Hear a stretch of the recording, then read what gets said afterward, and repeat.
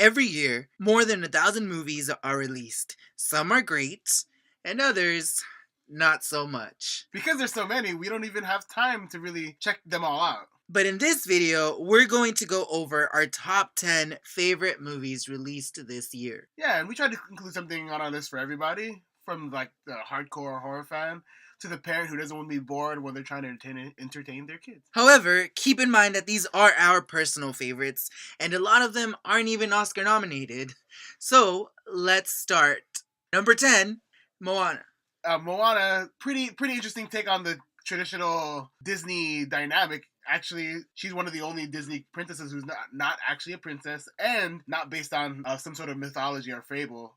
I think the only other one is like Brave, maybe. And she doesn't need she doesn't need love. Yeah. From another man, but she does get help from a man during her little journey. I really enjoy the theme song for Moana, and a lot of the other songs to me were a little bit forgettable. I think that one resonated with me. I thought it was enjoyable overall. I don't think it was the most amazing Disney movie that I've seen this year or of all times, but it was pretty high up there. I think that it was very well done. Definitely pared down on like having like a overpopulated cast, so they kind of just kept it really mostly about Moana, which I really enjoy.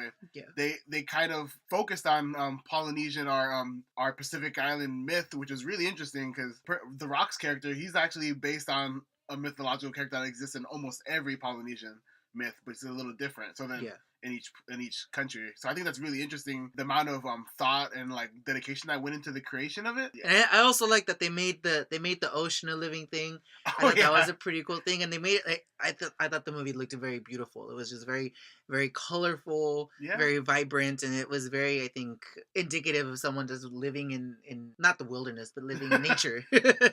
Yeah, and it's always kind of touchy to kind of take on a culture in a Disney movie or in any movie, because then people always go, are they being like appropriate? Are they appropriating things, or are they like mocking the culture? But I think that in general they pretty strongly hit the nail on the head. Even the casting decision, like all of the characters were cast by like people who are in some way Polynesian or Pacific Island. Yeah.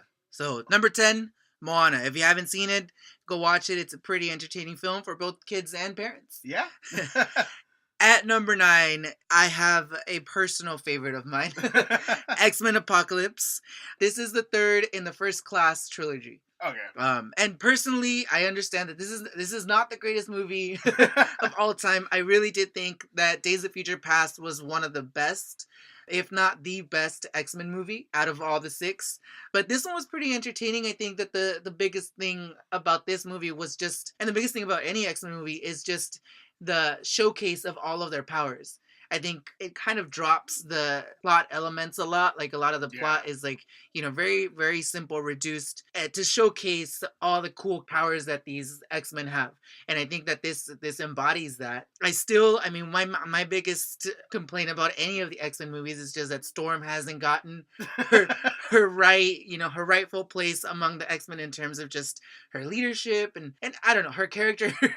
She's always kind of like a background character. It's one of those disappointments for me as an X-Men fan, because Storm is one of my favorite X-Men, and unfortunately she hasn't been given that righteous portrayal that she deserves from the comic books. I really enjoyed the movie too. In this day and age, we get so many superhero movies. There's like a burnout, really. Yeah. And you get so tired of certain kinds of superhero things that, like, when you see X-Men, it's kind of a treat, because it's not, they showcase their powers, but I think that in a lot of ways it's kind of demonstrating their knowledge of the of that comic book and its like history. The way that they implemented some of the characters, especially my personal favorite, Jubilee. I like how she's fireworks. Yeah. I really enjoyed that, and it really brought a lot of just like, I guess, dumb fun, I could call it, to the movie. I'm not a huge fan of X-Men like in that way. A lot of them have been kind of disappointments to me, but I agree, Days of Future Past is amazing. I actually went back and watched it because of Apocalypse. Yeah. So, as an X-Men fan, I was waiting for this storyline. I get that back in like 1999, it was like impossible to do something to this scale, but they finally did it, and I wasn't completely disappointed, and I wasn't completely like blown away. Yeah. It was, I was satisfied. I didn't want my money back at the end of the movie, but I also wasn't like, here, I'm gonna go watch this like 10 more times. Now, number 8, I'm kind of wanting to go for a buddy cop dumb comedy type vibe, so I'm gonna go with Keanu, the story of a gangster cat. Gangster cat, yeah. a lot of people like Key and Peele. Like their show is a lot like the new Chappelle show, really kind of outgoing humor, pretty goofy, outlandish. So think of that as if they took one skit from that and turned it into a feature length movie, and you got Keanu. It's really ridiculous, like at its core. But it works. But it works because there's like they toy with the idea of suspension of disbelief and just, I guess, value of this kitten, that it makes the movie funny. And usually with that kind of like plot, depending on the casting decisions, they could be really bad. But these are like Mad TV royalty, I guess. Their casting decisions across the board was pretty good. So I thought the movie was like, it's one of those movies that I wouldn't recommend to everybody, but it's one that if you're just kind of casually wanting to watch something, it's definitely something that you could watch with your kids. And you would still get a laugh out of it, I think. In at number 7, we're going to kind of go 180 degrees the opposite way and pick Lights Out, which is a horror movie. I really like this movie. I didn't go into this movie expecting much about it, but I was actually surprised, and maybe that's why I liked it so much. There's actually a lot of very horrifying scenes in this movie. I mean, beside the fact that they're playing with something that we're all basically scared of at some point, which is darkness. Yeah. They tried to add a little bit more depth to the characters. There's actual conflict within the characters. It's about a family that is kind of broken, and you have a mom who is not completely stable mentally. You have the sister that kind of just separated from the family because of things that happened, and then you have the little brother, the innocent child that kind of is at the center of all this horror, but he's kind of trying to fit in somewhere, and he's trying to kind of seek refuge either with his mom or his sister, and in between there you have some entity that's attacking you, and characters actually try to run away and go places, and unfortunately the monster isn't and unfortunately the monster is not one to stay in the house. So I like that. It's it travels through darkness, and watch it. It's a good movie if you're a horror fan. So number 6, this is another buddy cop dumb comedy, but I think it rates a little bit higher than Keanu. Central Intelligence with Kevin Hart and Dwayne "The Rock" Johnson. The Rock. It's another kind of flipping the script on buddy cop movies. You have this dorky guy who you would think would be the Kevin Hart, but he's The Rock. Yeah. He's the dorky guy. He's the one that didn't really quite fit in. And then you have Kevin Hart, who was the cool guy in high school, and because he was nice to the dorky guy reaches out to help. For help later on in his life. And you find out that he's a super cool guy and all this stuff. And basically, Kevin Hart gets dragged into this big conspiracy theory thing, which is typical like action fanfare, but it's really entertaining. You really feel that Kevin Hart and The Rock are friends, and they actually are. So so that worked really well for the movie. That always helps in buddy cop comedies. You have to be buddies with your co-star in order to make it work. I think that that whole vibe pretty much carried the movie, because every single funny instance was because of their relationship. And if you like dumb action, if you like dumb like comedy, but it's funny, like if you like those kind of things, this is also another one that you could watch with your friends, with your family, with your kids. It's just a good movie to kind of turn your brain off. You don't really have to think about it.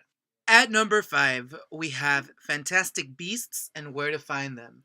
I really enjoyed this movie. I think this year was kind of a little bit of a disappointment in terms of the quality of movies that are out there. Some of them were entertaining, but it was kind of rare. I mean, when you have XMen Apocalypse be one of your favorite movies, it kind of says something about, like maybe the movies I'm watching aren't the best. But I was surprised. I mean, I saw this after Suicide Squad, which was, for me, a disappointment. Yeah. And I was like, kind of losing faith, particularly in Warner Brothers, because they've been, they had Batman versus Superman, which was another thing that I was like, I don't know why I wasted my money watching this. But I think that just the fact that they gave J.K. Rowling reign over this movie and they just let her produce it helped a lot, because you could see, like her touch is present in a lot of this movie. Yeah. There were some things that kind of were a little off-putting. I mean, the relationship between like the main antagonist and one of the other characters, which kind of verged on like homosexual, like It was um really odd, yeah. but overall, I mean, it was the magic was there. It was very, Harry Potter style. Yeah. Yeah, I think that all the actors were pretty good. I mean, Queenie, she's one of the she was one of my favorite characters. Yeah. Even though she wasn't really like there a lot, but I mean, her scenes, they showcased her talent Yeah. as an And actress and as a witch. yeah, for sure. I loved it being set in America, especially it being a period piece because I like as a fan of period pieces, that's always interesting. But then to do a Harry Potter period piece, like okay, like you got my money. Yeah. I thought it was really interesting, especially coming from like that huge franchise of Harry Potter movies, where again it was kind of like a burnout, and I didn't particularly like any of them. Not really in comparison to reading the books because the books kind of held something special. My own perception of all the characters kind of developed from there. So then seeing them on screen kind of didn't translate well for me. But then this movie, overall, it was a fun ride. So number 4, we have Don't Breathe. Now this one I think was mismarketed a lot. It comes off like a horror movie, but it's really more of a thriller, I would say. yeah. And I would say it's like a slasher, yeah, more of slasher thriller type. Yeah. and it's a fun ride though. Like don't get me wrong. My only gripe was pretty much that I didn't really like any of the characters, but the way that the movie kind of played itself out and the different plot twists and even just the way they built tension was very well done. Yeah. I have a thing for like movies that can make me feel scared without anything really happening, and that moment when you're just like, "Oh, please don't," and then they do. Yeah. Yeah. I agree. I think that this movie did a really good job of just you kind of switching between sides. Yeah. The main protagonists are basically antagonists that you should be rooting for, but then they attack this old defenseless man, quote unquote, and you kind of feel bad for him, but then you find out things about him that are just like, okay, well maybe he deserves this, but then at the same time you're like, well, they're still trying to rob this guy, and so I kind of just switch sides a lot, but I agree that the tension in this movie was really well done. A lot of the scenes are really well done. There's one particular instance that I'm just like, that could have done without, but overall it was a pretty strong film. I liked the final girl. She's okay. I didn't have a problem with her being the final girl. Yeah, she did definitely have her moments where they tried to redeem her character through explaining a bit about her and what makes her tick. And that they did well. I just didn't like her, even regardless. But moving on. Number 3. At number 3, we have another superhero movie, Captain America: Civil War. This movie was actually really, I mean, I was excited to see this movie right from the start, right when it was being marketed. I didn't expect it to be so well done. I liked that, you kind of switch sides a little bit. Yeah. I went in being like, I'm Team Cap all the way. And then Iron Man makes some pretty good points, but then I'm just like, well, you're still a jerk, So it did a really good job of that. I really enjoyed the fight scene in the airport. Best fight scene. It's very well choreographed. Fight scenes are like choreographing a dance. If you were in a music video, you have to know how to do that. And I think that a lot of the flaws in other superhero movies like Batman vs. Superman and Suicide Squad is that the choreography was a little off. I don't think it was as well rehearsed and as well thought out as this one. And you have like 8 different characters doing like 20 different things at once, Also, Spider-Man. Yeah, that fight really brought out Spider-Man. Actually, this movie set the stage for this new guy who's going to be Spider-Man, and I really like their casting decision, and I really like the way they're portraying him. Yeah. And whereas XMen Apocalypse didn't really live up to the displaying their powers, I think that specific fight scene, or actually all of the fight scenes really, they kind of show you, this Black Panther can really take on anybody. Ant-Man / Giant Man, I guess now. He can do all kinds of things. And they didn't reduce anybody down too much. And that's what I enjoyed about this movie. And character development. There's character development even in this movie. After 8 years of having these characters, you're still developing, and I like that. So next up, our number 2 pick is Kubo and the Two Strings. I know this one's kind of weird, but this is from Leica Films. They're the ones that did Box Trolls a couple years ago, and then their main hit was Coraline. this is like a weird mix of stop motion and a little bit of CG. And this movie really does kind of go about telling like a traditional Japanese folktale in a way, but they do it in such a way that reduces plot elements to just kind of like interpretation of the viewer. There's a lot of things that they kind of talk about in world, but they don't really ever go into detail of why that exists that way or why things are happening the way they are. It's kind of just like an accepted lore, and I really like that they don't build too much about it, because then it kind of retains a lot of its magic. And this movie basically focuses on Kubo. The two strings could metaphorically be his mother and father. Are they like there's so many meanings? It could literally be the instrument he plays. And I think that this movie does a good job of just focusing on one character and really developing him and that hero's journey. And they do it in a way that looks really beautiful. Yeah. If even if you don't like kids movies, this one is pretty ambiguous in terms of whether or not it's for kids or adults. Yeah, and those are the best. Those are the best animated movies. Yeah. Because I think whenever any studio makes an animated movie, they have to consider that if it's marketed for kids, there's going to be parents there. Yeah. So you have to make it enjoyable for both audiences, and this movie does that. Best of all is that, like, just from an artistic perspective, like that's where I was geeking out, is just how do they make these clay things look so pretty?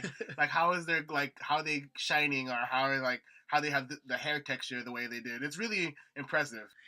And our most favorite movie of 2016, our number one pick is Zootopia. This is also a Disney animated movie, and just a little bit about this movie. It actually made $1 billion, and it's one of the $3 billion movies of this year. I think this movie is way better than Finding Dory in a lot of ways.